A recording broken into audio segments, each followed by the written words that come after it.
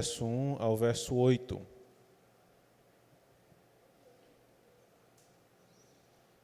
Creio que todos já acharam, amém? Diz assim a palavra do Senhor. No ano da morte do rei Uzias, eu vi o Senhor assentado num alto e sublime trono, e as abas de suas vestes enchiam o templo. Serafins estavam por cima dele. Cada um tinha 6 asas, com 2 cobria o rosto, com 2 cobria os seus pés, e com 2 voava. E clamavam uns para os outros, dizendo: Santo, Santo, Santo é o Senhor dos exércitos, toda a terra está cheia da sua glória. As bases do limiar se moveram à voz do que clamava, e a casa se encheu de fumaça. Então disse eu: Ai de mim, eu estou perdido, porque sou homem de lábios impuros. Habito no meio de um povo de impuros lábios, e os meus olhos viram o Rei, o Senhor dos exércitos.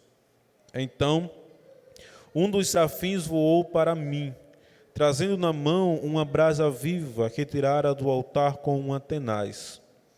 Com a brasa tocou a minha boca e disse: Eis que ela tocou os teus lábios.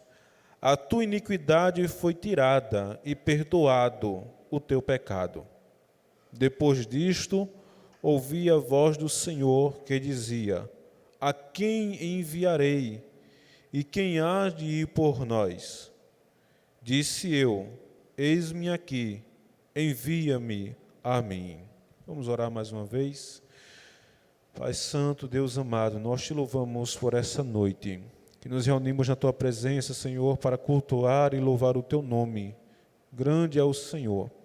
Te louvamos pela oportunidade que temos de ler a tua palavra, de meditar na tua palavra. E, Senhor, pela vida que temos disponível para obedecer e viver a tua palavra.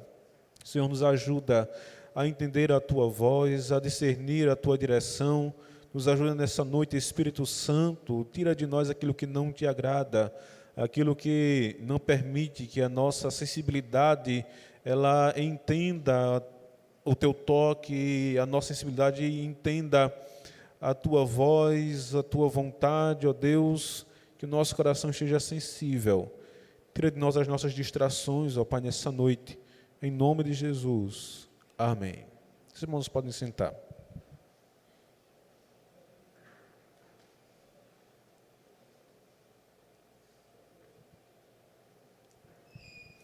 Queridos, eu queria poder falar com vocês nessa noite sobre santidade e missões. É bem comum falarmos sobre santidade no meio da Igreja de Cristo. E geralmente temos temas sobre isso, congressos sobre isso, aniversários com temas sobre santidade. E nós, de fato, precisamos falar de santidade no meio do povo de Deus. Dificilmente nós relacionamos santidade à vida missionária. Geralmente nós colocamos carências, nós colocamos as necessidades dos povos não alcançados, colocamos muitas coisas, mas dificilmente nossa mente ela consegue associar a santidade a missões. Quando nós começamos a ouvir o chamado do Novo Testamento, os apóstolos pregando, o povo de Deus sendo anunciado o Evangelho, inclusive nós vemos que a nossa mente precisa ser voltada ao Evangelho. Uma vez que nós encontramos quantas vezes o Evangelho chamando pecadores ao arrependimento. Logo, isso é uma ligação direta da santidade de Deus com a obra missionária. Arrependei-vos e convertei-vos, porque é chegado o reino dos céus. O Evangelho do Senhor, ele nos traz a consciência de que um Deus santo precisa ser anunciado entre todas as nações. Santo é o Senhor, muito digno de ser louvado entre todos os povos. É assim que diz o texto bíblico. Entre todos os povos o Senhor é digno de ser louvado como Deus que é santo. A Bíblia vai nos dizer, queridos, que nesse texto aqui de Isaías, o profeta está em um ambiente de decadência. Isso, certamente, você que já ouviu o texto sabe de qual é salteado isso. Era um tempo de decadência, o rei havia morrido, a esperança do povo estava em crise, a vida militar do povo também estava em crise, uma vez que o rei era representante de uma força não só administrativa, mas também militar. Nós temos o rei morto, nós temos o povo em instabilidades, porque uma transição, ela passa por isso. Nós vemos isso nos processos que nós temos no nosso país de eleição. Geralmente nós temos instabilidades. Recentemente nós, como estamos para viajar, ficamos sempre de olho na moeda estrangeira, porque temos que trocar moeda, e isso a gente tem que ficar todos os dias de olho. E é impressionante como isso fica instável em tempos de eleição. Parece que tudo gira em torno dessa vida política nossa, de fato é. Então, quando está se aproximando o tempo das eleições, isso varia muito. E a gente tem que ficar todos os dias de olho na moeda para a gente poder trocar um pouquinho ali, ver se a gente consegue não perder muita coisa. E aqui não é diferente. Nesse momento de instabilidade, nós temos, inclusive, impérios tendo conhecimento de que o reino estava sem um rei. Então, esse é um perigo militar. Nós temos um povo que está agora precisando de um líder, de um representante, e ele está morto. E agora Isaías está indo para o templo, lugar de adoração, para buscar ao Senhor. Nesse burburinho todo, nessa crise toda, Isaías mantém o seu foco no temor a Deus. Isaías mantém o seu foco no culto ao Senhor, na adoração a Deus, na vida de adoração, no lugar de adoração. Ele mantém o seu foco para buscar a presença do Senhor. Essa visão que Isaías tem não é uma visão que ele tem no seu quarto ou no meio da rua. Ele tem essa visão no templo, ele tem essa visão no lugar de adoração. Isaías mantém o seu foco, mesmo em um ambiente de crise, um ambiente de instabilidade, inclusive um ambiente pecaminoso. O livro de Isaías ele tem uma peculiaridade que o seu chamado ele não se encontra no primeiro capítulo. E isso nós vemos em todos os textos dos chamados, como isso é prioridade. O chamado do profeta, então o profeta começa a falar. O profeta é chamado, então ele começa a falar depois do seu chamado. Mas aqui em Isaías nós temos 5 capítulos falando sobre a iniquidade do povo, falando sobre a decadência do povo, e não falando sobre o chamado de Isaías. Isso só vai acontecer no capítulo 6, depois de muita desordem colocada no texto, depois de muita crise escrita e profetizada aqui por meio do profeta, depois de muito caos colocado aqui, então o profeta Isaías ele é chamado por Deus. Observe que esse chamado, então, ele tem um fundo muito incomum. O fundo do chamado de Isaías está que ele vem de um povo que é pecaminoso. Nós vamos ver isso um pouco mais à frente. Observando o texto vai dizer que quando o rei Uzias morre, nesse mesmo ano, ele vê o Senhor assentado num alto e sublime trono. As abas das suas vestes enchiam o templo. Serafins estavam por cima dele, cada um tinha 6 asas, com 2 cobriam o rosto, e com 2 cobriam os pés, e com 2 voavam, e clamavam uns para os outros, dizendo: Santo, Santo, Santo é o Senhor dos Exércitos, toda a terra está cheia da sua glória. Esse momento aqui, Isaías tem uma visão de um culto celeste, um momento de adoração celeste. E, queridos, imagine você que nós temos em nossa mente, nossa alma guardados alguns momentos de culto que são marcantes. Eu mesmo tenho em minha memória, durante a minha vida cristã, alguns momentos na casa do Senhor que são extremamente marcantes. E como a presença de Deus ela é real, como a presença de Deus ela é tão palpável em alguns momentos em nossos cultos.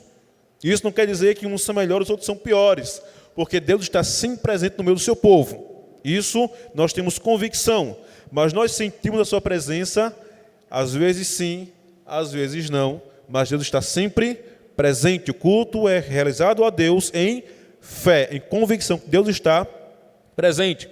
Mas certamente nós temos na nossa mente algum momento que é crucial. Talvez no momento da sua conversão você lembra muito vividamente como Deus fez presente naquele dia. No momento em que o Senhor derramou sobre você um dom especial, um dom extraordinário.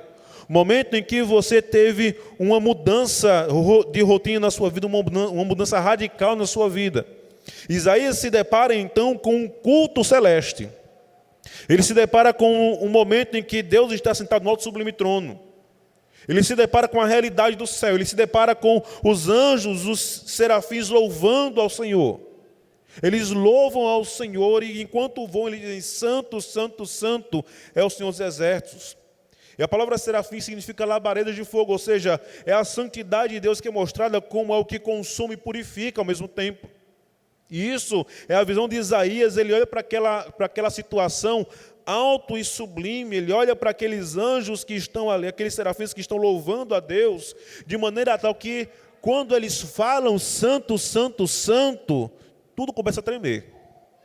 Tudo treme. É uma situação, queridos, que é desesperadora. A glória de Deus às vezes chega a ser desesperadora também. Quantas vezes o povo de Deus ficou assustado com a glória de Deus? Quando o monte fumegava, quando Moisés foi ao monte para receber os 10 mandamentos, quando Deus fazia ouvir a sua voz no meio do seu povo, o povo sabia disso, de maneira que eles louvam no Salmo dizendo: a voz do Senhor, Ele quebra os cedros do Líbano. Queridos, como é assombroso esse culto, por assim dizer, num bom sentido. Como é assombroso ver os céus abertos e Deus sendo louvado com toda a sua majestade. Quando ele então vê essa situação, o fim desse louvor cantado, Santo, Santo, Santo é o Senhor dos Exércitos, toda a terra está cheia da sua glória. Queridos, nós não podemos esquecer que não é só a igreja que é cheia da glória de Deus. A terra, a Bíblia vai dizer que os céus manifestam a glória de Deus. E firmamente anunciam as obras das suas mãos. É isso que diz o texto bíblico. Ou seja, toda a terra ela está repleta da anunciação que existe um Deus Criador, glorioso, poderoso. E aí um Deus santo é colocado aqui como sendo algo maravilhoso para o chamado Isaías. O pastor Hernando Dias Lopes disse certa vez o seguinte: que uma vez santo, ele é indicado. 2 vezes santo, ele é louvado. 3 vezes santo, ele é enaltecido. Não há ninguém como Deus. Não há ninguém como Deus. Essa é a visão de Isaías, dizendo para ele: não há ninguém santo como Deus é santo. E a terra é cheia da sua glória.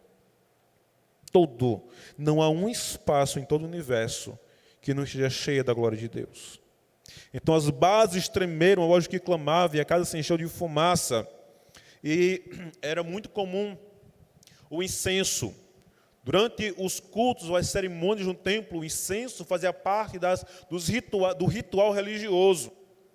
Então, quando nós encontramos aqui, a casa se encheu de fumaça, está falando que de fato era um culto a Deus. Era um culto ao Senhor. E a Bíblia diz então que a casa se encheu de fumaça. Quando isso acontece, ele entende: Deus está nesse lugar, não há como negar. Então ele vai dizer: ai de mim. É a primeira resposta de Isaías àquela situação. Do versículo 1 ao 4, nós temos uma visão dada, nós temos aqui algo extraordinário mostrado ao profeta. Ele vai dizer: ai de mim. O chamado missionário, quando ele é dado à igreja de Cristo, à igreja do Senhor, ele nunca está afastado da santidade. Deus nunca usará um povo que não é santo. Deus nunca usará um povo que não é santo. O apóstolo Pedro vai dizer que nós somos raça eleita, sacerdócio real e nação santa. Deus nunca usará um povo que não seja santo. Ele separa para si, ele toma para si.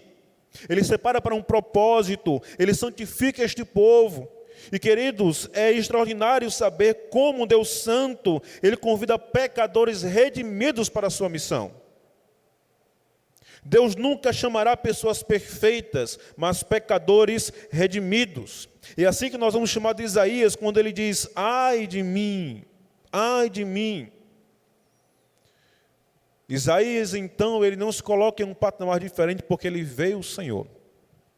Ele não sai dali pensando: eita, e agora o que é que eu vou fazer? Nada mais importava, porque quando ele sai de mim, ele estava dizendo que o juízo de Deus está caindo sobre mim.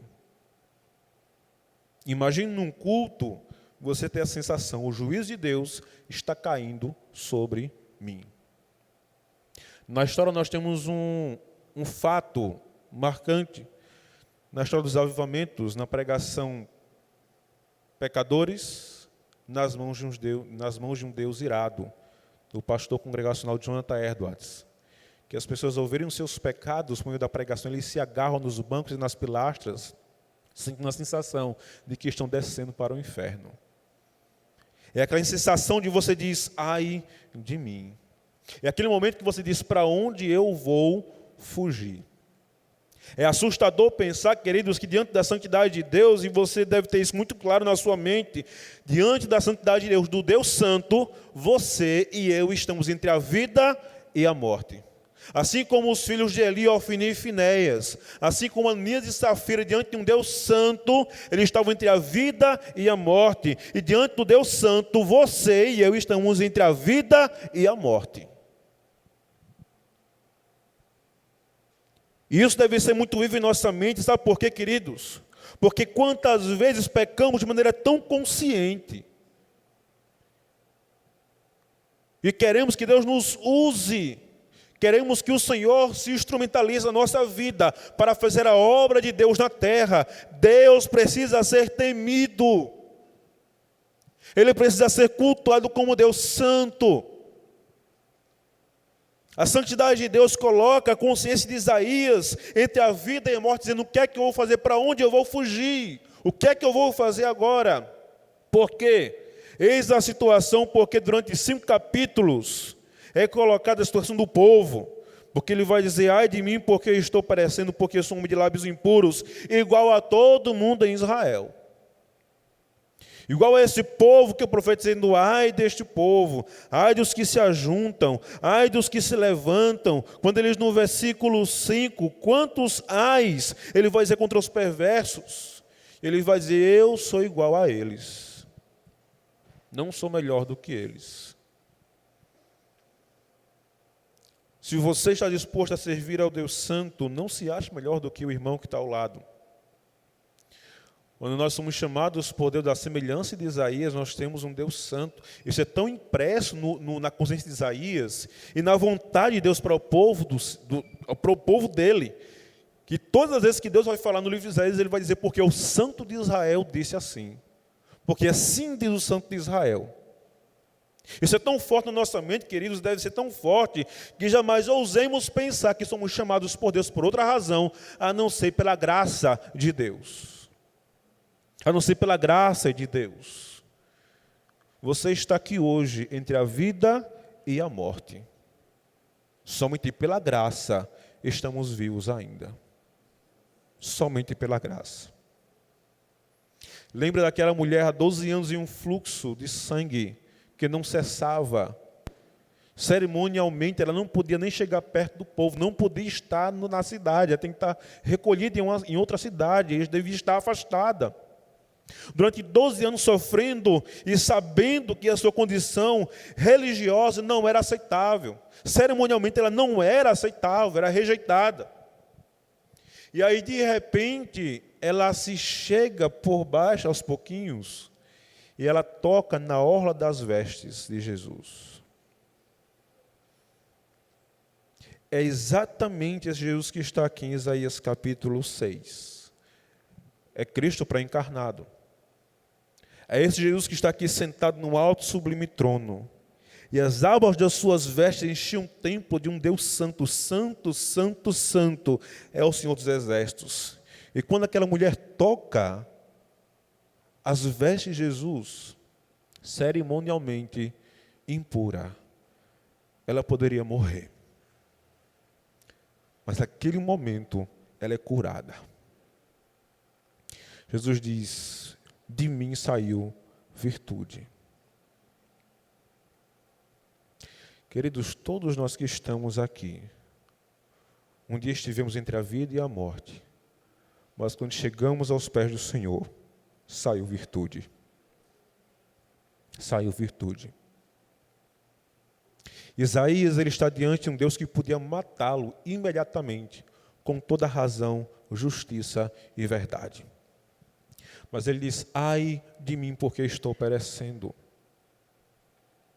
Porque sou um homem de lábios impuros. e habito no meio de um povo de impuros lábios, e os meus olhos viram o Rei, o Senhor dos Exércitos. A declaração dele está dizendo: eu vou morrer, é literalmente isso, eu estou perecendo. Caminhamos, queridos, de pés firmes com o Evangelho. Caminhamos com passos firmes para a obra missionária.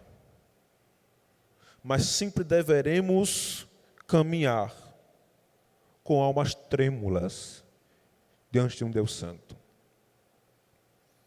Os pés firmes na obra não podem endurecer o nosso coração e nossa alma. Continuamos contritos e compungidos. Precisamos continuar caminhando, entendendo que não somos melhores do que aqueles a quem anunciamos o Evangelho. Que não somos mais santos do que aquele que me chamou. Ora, se o Deus Santo veio habitar entre os pecadores, por que é que nós não queremos pregar o Evangelho a esses pecadores? Será que seríamos nós melhores do que o Senhor que nos salvou? Aquele que nos tocou, aquele que nos deu vida em abundância, aquele que diante da morte foi capaz de ser gracioso em abundância sobre os nossos pecados. Então, no versículo 6, ele vai dizer: um dos serafins veio para mim com a brasa viva tirada com atenaz e tocou os lábios e disse: a tua iniquidade foi tirada e perdoado o teu pecado. Nós precisamos ter corações arrependidos para servir a Deus. Corações orgulhosos diante do Senhor não se sustentam. Corações prepotentes diante do Senhor não se sustentam. Na verdade, nada diante do Senhor se sustenta. Nada. Portanto, querido, se você está de pé, Deus foi misericordioso com você e comigo. Se estamos louvando, é porque Deus graciosamente recebe o nosso louvor. E estamos pregando, é porque um Deus santo perdoou os nossos pecados, purificou os nossos lábios, nos chamou para algo indigno. Nós não éramos dignos da mensagem, mas Ele nos chamou, nos purificou os lábios, perdoou o pecado, e então colocou sobre nós uma necessidade. Depois disso, ouvi a voz do Senhor, versículo 8, que dizia: a quem enviarei e a quem há de ir por nós? Existe uma necessidade. E como é impressionante o quanto Deus conta conosco. O quanto Deus conta comigo e com você. Se isso não nos constrange, o que mais nos constrangeria? Se isso não nos deixa perplexos, o que mais nos deixaria perplexos diante da santidade de Deus, que alguns morreram, mas eu estou vivo ainda? Quantos pecados nós temos, irmãos, dentro de nós? E continuamos seguindo e querendo servir a Deus de maneira tão obstinada, sabendo que estamos pecando e querendo servir ao Deus Santo. De maneira obstinada, queremos conciliar a santidade de Deus com os nossos pecados. Portanto, não tem como conciliar a obra de Deus com o pecado que habita em nosso coração, a não ser que seja arrependido o homem e a não ser que sejam perdoados os nossos pecados. Não há como caminharmos com Deus Santo. É necessário alguns ajustes da parte do povo de Deus para com o seu Deus, para que de fato Ele use esse povo. É assim que Deus diz por muitas vezes, e uma vez, de maneira muito clara, Ele disse: santificai-vos, porque amanhã o Senhor fará maravilhas no meio de vós. É necessidade, queridos, nossa nos regularmos segundo o Senhor. Nós não regulamos a santidade de Deus, é a santidade de Deus que regula o nosso procedimento. Não é o nosso coração que consegue conciliar, mas, queridos, é Deus em sua santidade, em sua pureza, que deve purificar os nossos corações. Eu digo isso, queridos, porque tantas barbaridades podemos ver no dia a dia com o povo de Deus. Alguns dias, eu estava aqui em João Pessoa e me surgiu uma curiosidade em uma igreja que eu vi.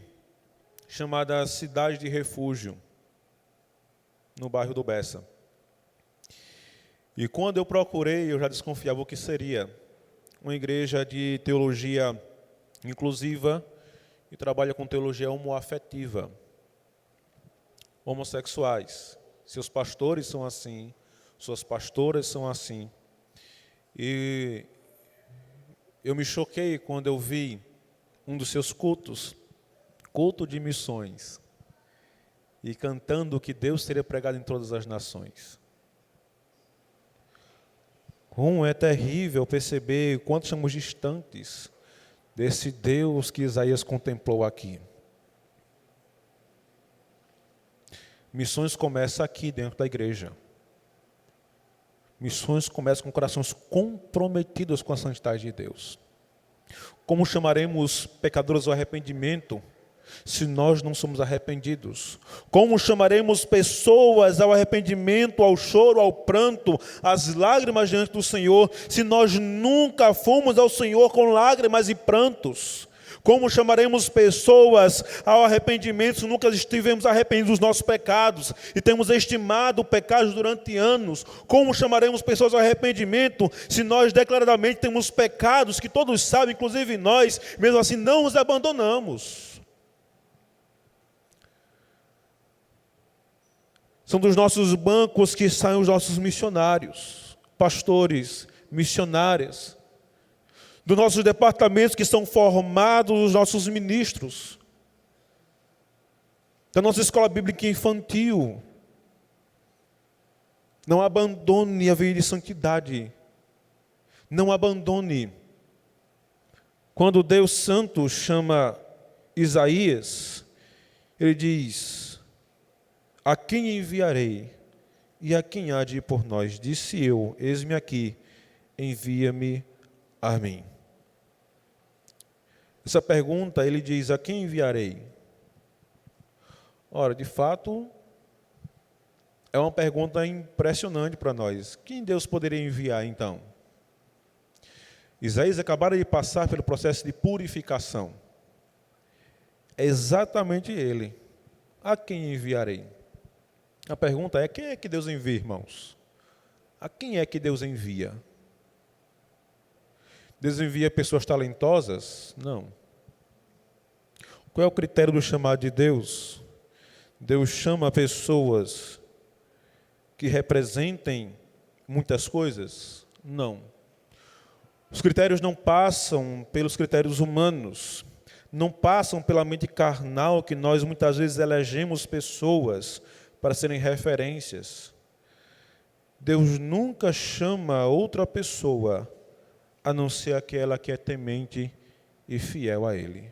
Outro, Deus não chamará. E se assim Deus chamar, Deus irá moldar, Deus irá purificar, e então Ele enviará. De maneira que Ele diz, a quem enviarei e a quem há de ir por nós. A questão é, quem é que há de ir por um Deus santo? Quem é que vai em nome de um Deus santo? Um povo santo. Quem é que vai em nome de um Deus santo? Uma mensagem santa. Quem é que vai em nome de um Deus santo? Uma igreja santa. Quem é que vai pregar o evangelho ao pecador? Homens e mulheres santos. Para quê? Para então alcançar o perdido, o pecador, e torná-los santos, segundo a palavra de Deus. É dessa razão, então, que não podemos desassociar a igreja, santidade e missão. Portanto, se você quer que a sua igreja seja um celeiro missionário, ore pela santidade da sua igreja. Diga, Senhor, eu quero ser uma igreja santa. Não diga assim, Senhor, eu quero que a minha igreja seja santa. Eu quero ser uma igreja santa. Porque você faz parte do mesmo povo pecador.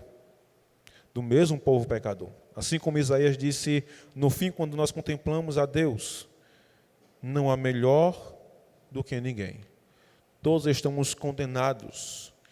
Se diante de nós estivéssemos o Senhor nosso Deus, certamente a nossa atitude seria a mesma de Isaías. O que nos falta, queridos, é clamar por isso. Senhor, nos faz tremer de novo. Quanto tempo faz que você não treme? Quanto tempo faz que nós não trememos diante do Senhor? A nossa alma precisa tremer de novo.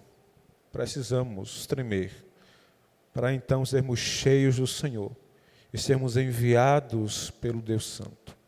Que Deus nos abençoe, queridos, em nome de Jesus. Fique de pé, vamos orar.